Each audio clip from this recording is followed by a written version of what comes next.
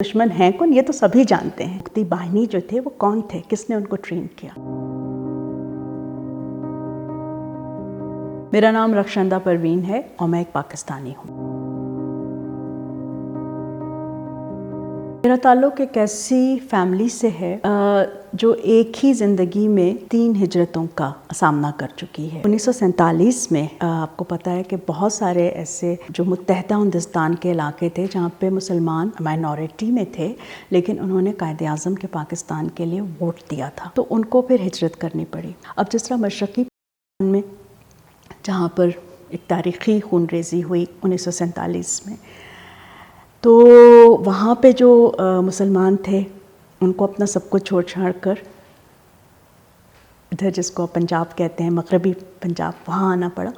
تو اسی طرح چونکہ بہار اور بنگال اگر آپ میپ دیکھیں تو وہ قریب ہیں, تو وہاں سے ان کو ایسٹ پاکستان جو تھا یعنی پاکستان کا مشرقی حصہ 1947 کے وقت جو بنا وہاں وہ چلے. کیونکہ پاکستان سے ہی ہمیشہ محبت کی, غیر مشروط طور پہ کی, تو یہ سوچنا بھی محال تھا کہ جس وطن کے لیے اتنی قربانی دی اور باپ دادا کی زمین کو آپ چھوڑ کر آئے, اور صرف زمین کو نہیں چھوڑ کر آئے بلکہ جسے کہتے ہیں نا کہ بہت کچھ آپ نے اس کے لیے چھوڑا اور سہا. عزتوں کی قربانیاں ہیں, مال و متاع کی قربانی ہے. خود میرے چچا جو ہیں وہ پہلے سویلین شہید تھے, اور بہت عرصے کے بعد پتہ چلا کہ دناج پور میں ان کو اور ان کے جو بردر ان لا تھے ان دونوں کی بیویوں کے سامنے ان کو قتل کیا گیا. میرے والد صاحب علم و ادب کے میدان سے تعلق رکھتے تھے, تو ان کو اگر میں اس طرح کہوں کہ ویسٹ پاکستان کی جو اس وقت کی نامور ادبی شخصیات تھیں, انہوں نے کہا کہ آپ تو نکل جائیں, آپ تو ٹارگٹ میں ہیں, سب سے پہلے مارا جائے گا. تو میں اور میری چھوٹی بہن اور میری والدہ تو وہ سب کچھ اپنا گھر اپنا کتابوں سے بھرا, جو کہ وہ ایک ادبی شخصیت تھے, سب کچھ اسی طرح چھوڑ کر وہ آ گئے. بہاری جو متحدہ پاکستان کی حمایت میں پاکستانی فوج کے ساتھ کھڑے ہوئے اور اس کی انہوں نے قیمت ادا کی, اور ان میں سے 3 سے 4 لاکھ ایسے ہیں جو ابھی تک وہاں پر محصور ہیں, نہ صرف ڈھاکہ میں بلکہ کئی اور موجودہ بنگلہ دیش کے شہروں میں. یعنی کچھ بھلا سا دیا گیا. آئیڈینٹی کرائسس جو ہے نا وہ میری اس کمیونٹی کا بہت زیادہ کمپلیکس ہے.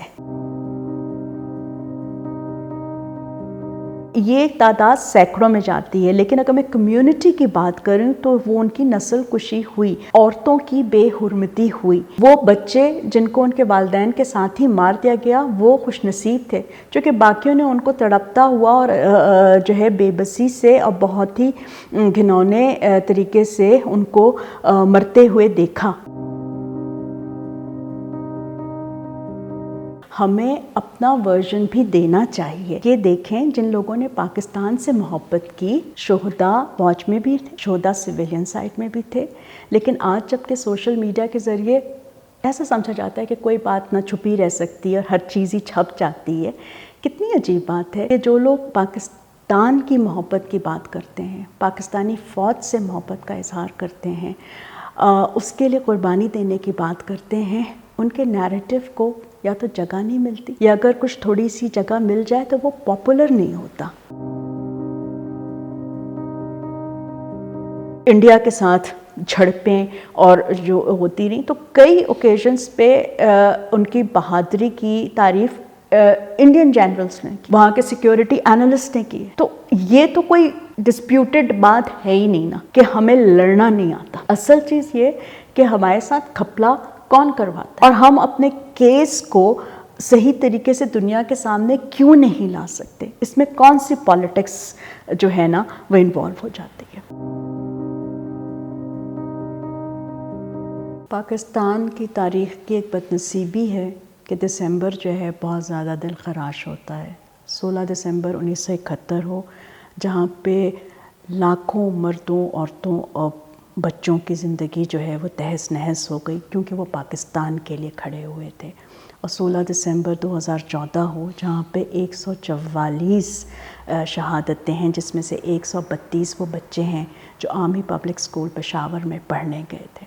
جب غم کی اس گھڑی سے آپ گزر جائیں تو اس پر ریفلیکٹ ضرور کرنا چاہیے، اور جن لوگوں نے قربانیاں دیں یا جن لوگوں کی جان، جن لوگوں کا مال پاکستان کو بچانے کے لیے کام آیا، ان کو کبھی بھی بھولنا نہیں چاہیے۔